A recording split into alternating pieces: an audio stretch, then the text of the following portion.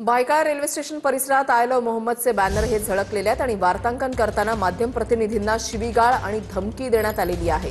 Banner लागलेल्या परिसरातील नागरिकांकडून ही धमकी देण्यात आलेली आहे। अरे ये सब चीज करनी है, तुम्हारे को कौन बोला?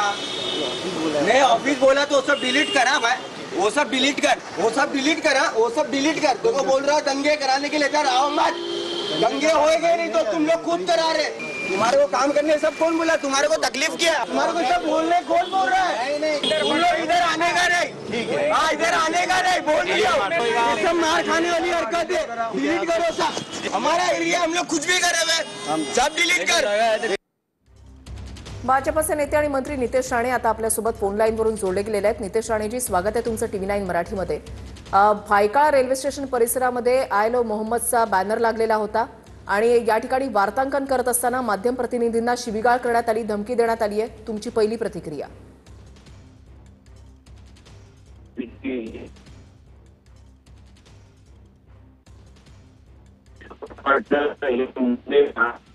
हिंदू राष्ट्र आणि म्हणून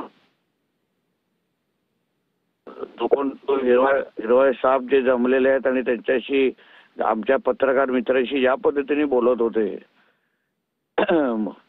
दंगे हो जाएंगे आणि अशा धमक्या देणं, ह्या बाबतीत म्हणूनच आम्ही वारंवार सांगतोय की आपण या हिरव्या सापानं या जिहादी मानसिकतेच्या अशा लोकांना आपण दूध पाजणं बंद करायला पाहिजे। कारण हे आपल्या देशाचे कधीच होणार नाही। ह्यांना आपल्या देशामध्ये राहूनच शरिया कानून आणायचं आहे, देशामध्ये राहूनच आपल्या देशाला इस्लाम राष्ट्र बनवण्यासाठी यांचे सगळ्यांचे प्रयत्न आहेत। आणि म्हणून या सगळ्या बाबतीमध्ये एक पत्रकार असो, राजकारणी असो, व्यवसाय कोणी असो, म्हणजे आपण एक हिंदू म्हणून आपण ह्या सगळ्याच्या विरुद्ध एकजुटीने आवाज उचलणं, हे जसे आपली ताकद दाखवण्याचा प्रयत्न करतात, हिम्मत दाखवतात, धाक दाखवण्याचा प्रयत्न करतात, तसंच हिंदू समाजाने तेवढ्याच ताकदीने एकत्र येऊन या हिरव्या सापांना योग्य वेळी तिकडल्या तिकडेच ठेचलं पाहिजे।